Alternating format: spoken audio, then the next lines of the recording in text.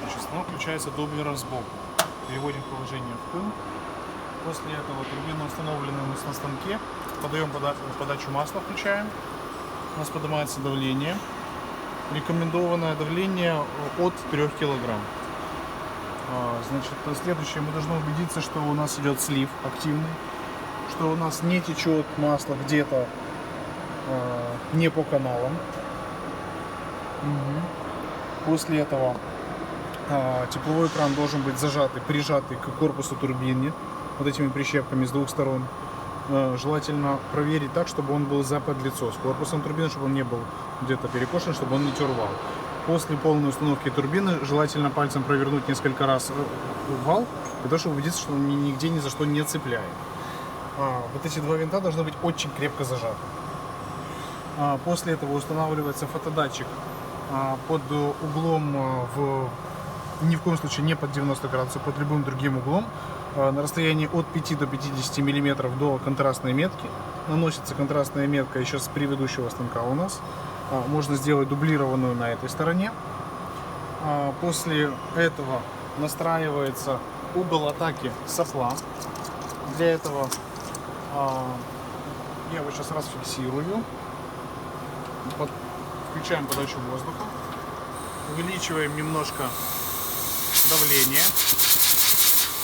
И наставляем это на турбину и по звуку определяем наилучшие обороты. Максимальную эффективность.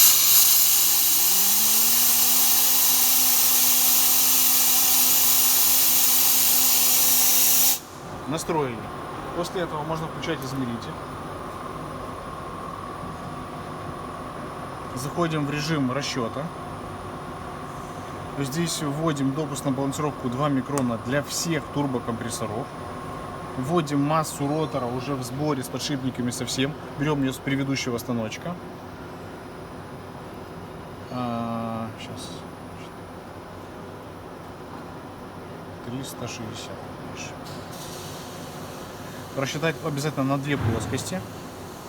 Вводим радиусы турбины.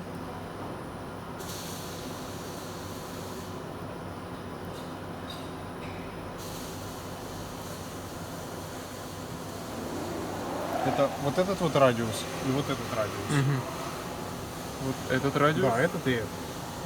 И вот этот. Именно радиус. После этого нажимаем IN, чтобы продолжить. Окей, чтобы выйти.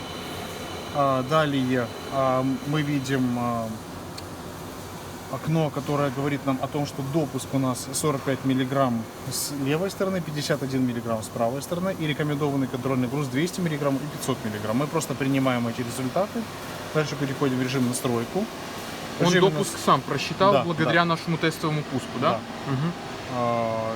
Благодаря тому, что мы ему задали его радиусы, его массу и допуск в 2 микрона. Я понял, да.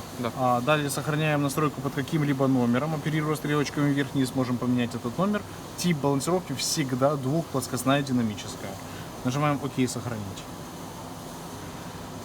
После этого в этом графе вводим величину нашего контрольного груза в миллиграммах.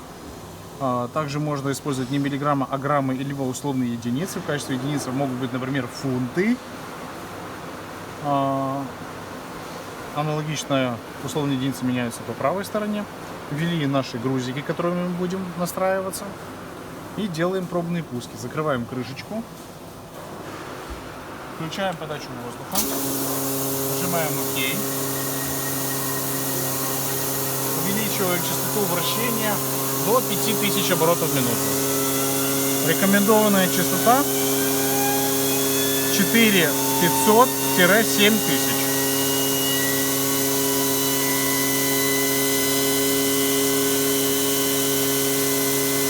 Результаты стабильные. Нажимаем ОК. Стоп вращения. Нулевой пуск сделан. IN, чтобы продолжить. Нажимаем IN. Далее взвешиваем наши 200 миллиграмм, которые мы записали.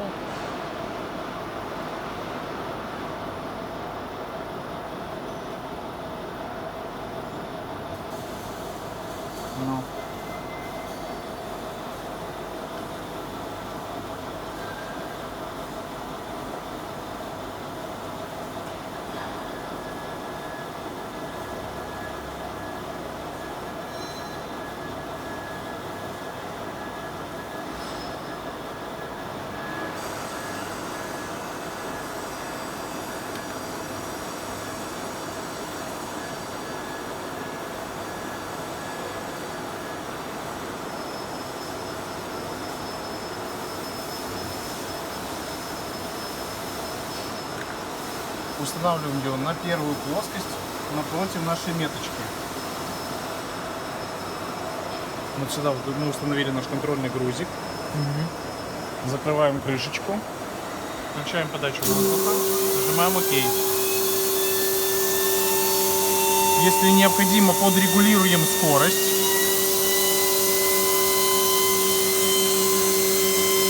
Смотрим за стабильностью углов величин.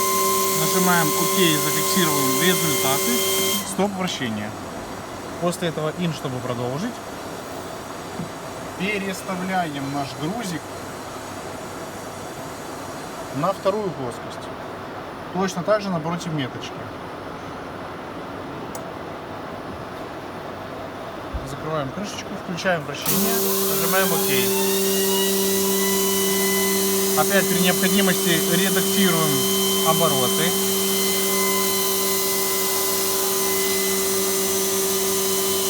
Нажимаем ОК, чтобы закончить измерение. И стоп вращения. Проверяем, не улетел ли наш грузик. Он остался на месте. Нажимаем ОК результат. Если бы он улетел, нажимаем М и повторяем пуск, который у нас не удался. Сняли контрольный грузик. И вот это результаты настройки на этот ротор без учета вот этого грузика. Далее, что нам нужно сделать, это, чтобы отбалансировать этот ротор, нужно на вторую плоскость, на правую, повесить 78 миллиграмм, ну почти что на 0 градусов, да? Взвешиваем вот эти 78 миллиграмм. Думаю, что это будет оно.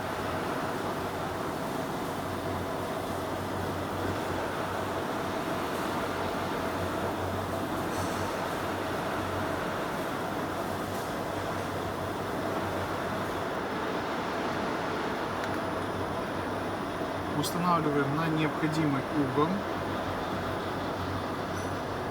Угол определяем таким образом, если вот эта стрелочка у нас смотрит вверх и влево, тогда и вот эта стрелочка, вот эта, тоже должна смотреть вверх и влево.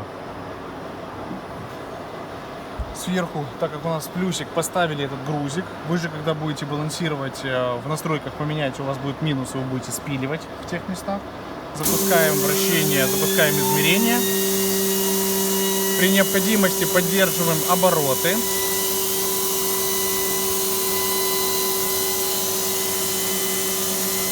Видим, что мы попали в допуск в двух плоскостях. Нажимаем ОК, сохранить. И стоп вращения.